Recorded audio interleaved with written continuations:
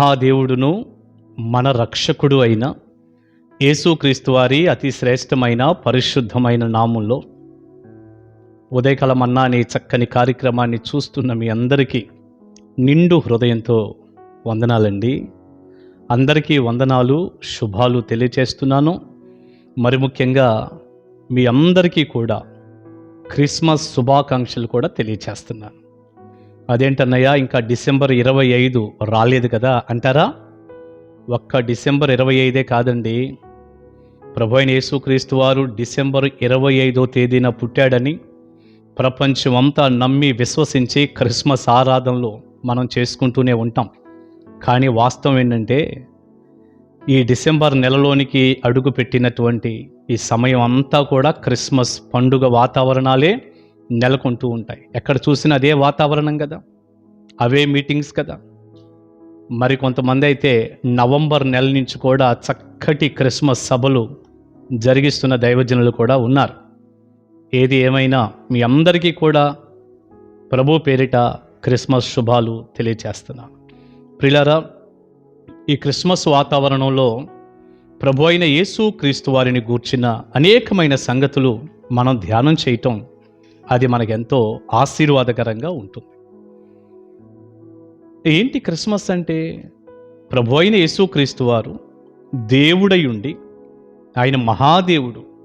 అందుకే నేను ప్రతి ఉదయకాల సమయం ఈ మన్నాలో మహాదేవుడు మన రక్షకుడు అంటూ నేను ప్రారంభిస్తా. నా అలవాటు అది.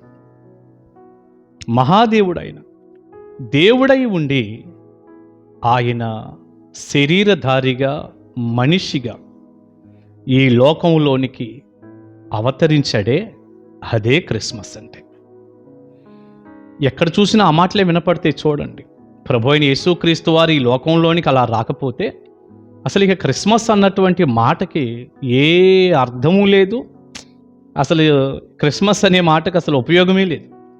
ప్రభు అయిన యేసుక్రీస్తు వారు ఈ లోకంలోనికి వచ్చాడు. అయితే అసలు ఆయన ఎందుకు వచ్చాడు? ఈ లోకంలోనికి ఆయన రావటం వెనక ఉద్దేశం ఏంటి? ఎందుకు వచ్చాడు అసలు ఆయన? అది తెలుసుకొని ఆయన ఉద్దేశం మన జీవితాల్లో నెరవేర్చబడినప్పుడు, ఆ దిశగా మనము ముందుకు వెళ్ళినప్పుడు, అప్పుడు తప్పనిసరిగా క్రిస్మస్ దీవెన మనం పొందుతాం. ఇప్పుడు చెప్పండి, ప్రభు అయిన యేసుక్రీస్తు వారు ఎందుకు వచ్చాడు శరీరధారిగా అంటే, మనం మత్తయి సువార్త 1వ అధ్యాయంలో ఓ చక్కని మాట ఇలా చదవాలి. గాబ్రియేలు దేవదూత మరియ భర్త అయినటువంటి యోసేపు గారితో మాట్లాడుతున్నాడు. మాట్లాడుతూ, నీ భార్యను చేర్చుకో, పరిశుద్ధాత్మ వలన ఆమె గర్భవతి అయింది అని చెప్పే ఆ సందర్భంలో నుండి మత్తయి సువార్త 1వ అధ్యాయం 21వ వచనానికి వచ్చేసరికి పుట్టబోయేటటువంటి బిడ్డను గురించి, ఆయన చేసే పనిని గురించి చెప్పాడు. 21వ వచనం నేను చదువుతున్నాను. ఆమె ఒక కుమారుణ్ణి కనును, తన ప్రజలను వారి పాపముల నుండి ఆయనే రక్షించును గనుక ఆయనకు యేసు అను పేరు పెట్టుదు అనిను. యేసు అనే పేరు నువ్వు పెడతావు. ఎందుకు పెడతావు? తన ప్రజలను వారి పాపముల నుండి ఆయన రక్షిస్తాడు. అసలు యేసు అనే మాటకు అర్థం రక్షకుడు అని. యేసు అంటేనే రక్షకుడు కదండి. క్రీస్తు అంటే అభిషక్తుడు అని అర్థం. ఆ పేరు ఎందుకు పెడతావు ఆ బిడ్డకి అంటే, ఆయన రక్షిస్తాడు. ఎవరైతే ఆయన యందు విశ్వాసం ఉంచుతారో, తన ప్రజలు అంటే వారే. మరి ఆయనకేదో ప్రత్యేకమైనటువంటి రక్షించే జనాంగం ఉంది, లేక ఇశ్రాయేలు ప్రజల్నే రక్షిస్తాడని అట్ట కూడా అనుకోకండి దయచేసి.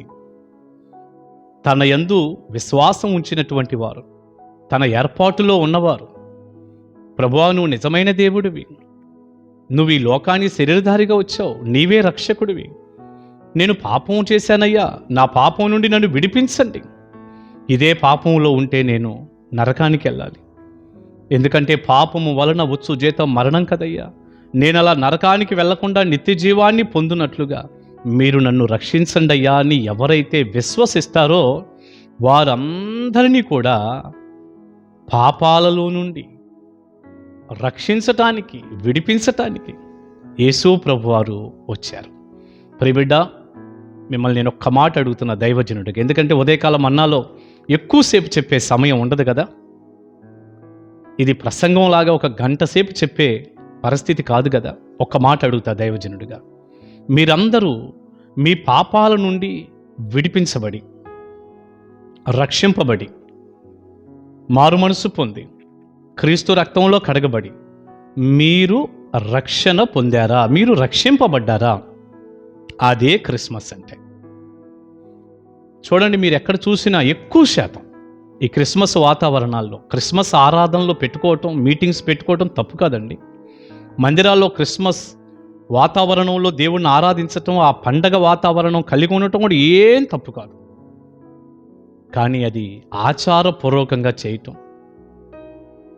ఇంకా చెడులోనే ఉండటం, త్రాగుడులోనే ఉండటం, జోదంలోనే ఉండటం, అక్రమ సంబంధాల్లోనే ఉండటం, చూడకూడని చూడటం, చేయకూడని చేయటం, ఈ పాప సంబంధమైనటువంటి కార్యాల్లోనే ఉండి హృదయం నిండా నీ పాపాన్ని నువ్వు అలాగే పెట్టుకొని, నేను కూడా క్రైస్తవుణ్ణి, లేతే మేము కూడా యేసు ప్రభువే, మేము పుట్టిందే క్రైస్తవ కుటుంబంలో, మా నాన్నగారు పలానా, మా తాతగారు పలానా, వారు చర్చిలో ఇంత పెద్దలుగా ఉన్నారు, నేను ఆ ఇంట్లో పుట్టాను కాబట్టి నాకేం పర్వాలేదు, ఇలాంటి మాటలతో నిన్ను నువ్వు మోసం చేసుకుంటూ ఈ క్రిస్మస్ వాతావరణంలో ఏదో ఒక స్టార్ కట్టేసి, లేదా ఒక క్రిస్మస్ మీటింగ్లో కాసేపు ఆడి పాడి సంతోషించి కేక్ కట్ చేసుకొని తినేస్తే, నువ్వు రక్షింపబడకుండా, అసలు యేసయ్య ఎందుకు వచ్చాడో అది నీ జీవితంలో జరగకుండా ఇలాంటి పైన ఉన్న వాటిని చేస్తే నీకేం ప్రయోజనం? ప్రియబిడ్డ, యేసయ్య రక్షకుడు. నిన్ను నన్ను పాపము నుండి రక్షించటానికి ఆయన వచ్చాడు.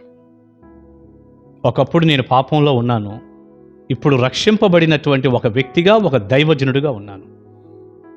పాపంలో ఉన్నప్పుడు నాకు ఏ ఆనందం లేదు, ప్రభువులో నాకెంత ఆనందమో. ప్రియబిడ్డ, నేను ముగిస్తున్నాను. నువ్వు కూడా ప్రభు సిలువను ఆశ్రయించి, వచ్చినటువంటి రక్షకుడైన ప్రభు అయిన యేసుక్రీస్తు వారు సిలువలో నీ కొరకు రక్తం కార్చి ప్రాణం పెట్టాడని విశ్వసించి, సిలువను ఆశ్రయించి నీ పాపాలు ఆయన రక్తంలో కడిగేసుకొని నీ హృదయాన్ని ప్రభువుకిచ్చి నువ్వు కూడా రక్షింపబడితే నిజమైన క్రిస్మస్ ఆరాధన నువ్వు చేసినట్టు అవుతుంది. అదొక్కటే నీ జీవితానికి మేలుకరంగా ఉండే కార్యం. ఆయన రక్షకుడు. యేసు అనే పేరుకు అర్థం రక్షకుడు. ఈ రక్షకుణ్ణి నీ హృదయంలోనికి ఇప్పుడే ఆహ్వానించు, ఇప్పుడే మారు మనసు పొందు, ఇప్పుడే రక్షింపబడు. నీవు కూడా నిత్య జీవాన్ని పొందుతావు. అట్టి క్రిస్మస్ ఆరాధన ఆనందం నువ్వు రక్షింపబడి చేసేటటువంటి చక్కటి క్రిస్మస్ వాతావరణం నీ జీవితానికి కలుగునుగాక. ప్రార్థన చేసుకుందాం. పరిశుద్ధుడు అయిన తండ్రి, మీకు వందనాలయ్యా. విత్తబడిన చక్కని సందేశం మీ బిడ్డలకు దీవెనకరంగా మీరు మార్చండి. మా పాపాల నుండి మమ్మల్ని విడిపించడానికి మీరు వచ్చారు. నీవు రక్షకుడు నాయనా. ఈ క్రిస్మస్ సందేశం వింటున్నటువంటి ప్రతి ఒక్కరూ ఈ రీతిగా రక్షింపబడటానికి సహాయం చేయండి. మారు మనసు పొందటానికి సహాయం చేయండి. కృపగల మీ చేతుల్లో పెట్టుకుంటూ ప్రతి బిడ్డ పాపాల నుండి వారిని విడిపించి మీ నిత్య రాజ్యానికి వారసులుగా చేయమని యేసు ప్రభువారి శక్తిగల నామాని ప్రార్థన మనవులు అడుగుచున్నాను తండ్రి. ఆమేన్, ఆమేన్. God bless you. దేవుని కృప మీకు తోడై ఉండునుగాక. కలుసుకుందాం ఉదయకాల మన్నాలో.